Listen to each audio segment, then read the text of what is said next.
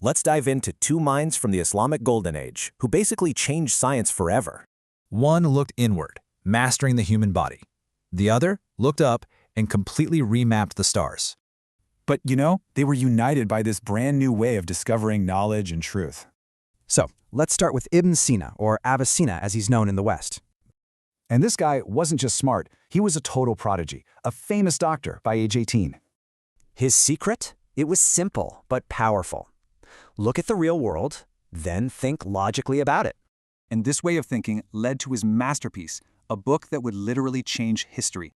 For over 600 years, this was the go-to medical book around the world. Incredible. I mean, it was a huge, organized encyclopedia of everything known about medicine at the time. But he didn't just collect old ideas. No, he came up with brand new ones. Like, he was one of the first to say your mental health affects your physical health. Revolutionary stuff.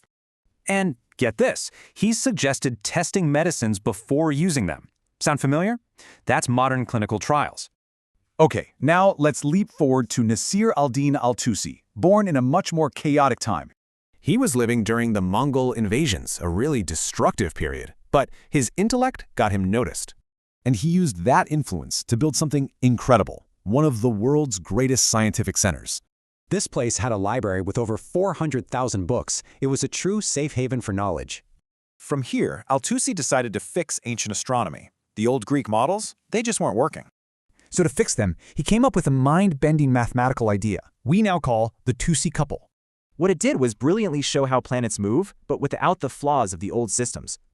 His work was so important it later influenced European astronomers. Yep, even Copernicus. Plus, he basically made trigonometry its own separate branch of math. It wasn't just for astronomy anymore. So, a doctor and an astronomer, 2 centuries apart. What's the connection? Well, their fields were totally different, but their basic approach to finding the truth was almost identical. See, both of them refused to just accept old ideas. They tested them, corrected them, and organized everything. And that very process, that logical, rigorous thinking, it's a cornerstone of modern science today. But their legacy goes even deeper than that, spreading way beyond their own time and place.